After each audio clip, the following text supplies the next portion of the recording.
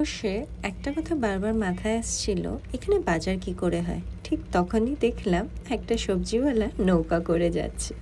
সত্যি বলতে দৃশ্যটা দেখে ভীষণ অবাক লাগছিল। আমরা যেখানে ভ্যান বা দোকানে সবজি কিনি, সেখানে মানুষ নৌকায় করে বাজার করছে।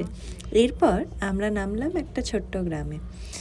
এই এক অ্যালেপ্পিতে এই গ্রামগুলোকে আরও কাছ থেকে আর মানুষের জীবনটাকে আরও ভালোভাবে দেখার জন্য। দেখো কি সুন্দর, এখানে পার্কিং পয়েন্টসও আছে। জায়গায় জায়গায় লোকে বোট দাঁড় করিয়ে বোটে চড়ছেও, জেটি সার্ভিস টাইপসের। সকালে খুব খিদেও পেয়ে গেছিল, তাই চট করে নেমে ব্রেকফাস্টে আমরা নিয়ে নিলাম আপ্পাম আর কাডলা কারি। কাডলা কারিটা হচ্ছে চানার গ্রেভির মতন, ওখানে কাডলা কারি বলে, আর একটা কোকোনাট ওয়াটার। খাওয়া দাওয়ার পরে ভাবলাম একটু গ্রামটাকে ঘুরে দেখি।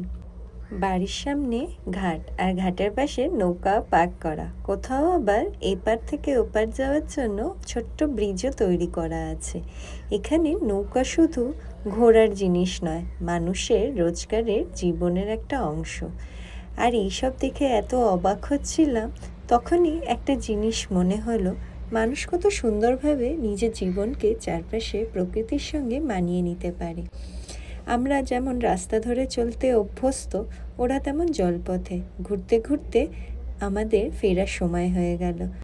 সবচেয়ে মজার বিষয় হলো, মেন সিটি থেকে এটা 1 কিলোমিটারের দূরত্ব, আর ব্যাকওয়াটারের একদম ধারে। তো দেখো, এটা হচ্ছে আমার হোটেলের ব্যালকনি, আর দেখো ব্যালকনি থেকে এত সুন্দর ব্যাকওয়াটার্সের আমি ভিউ দেখতে পাচ্ছি। আরও অনেক গল্প বাকি আছে, পাশে থাকতে হবে কিন্তু। টাটা।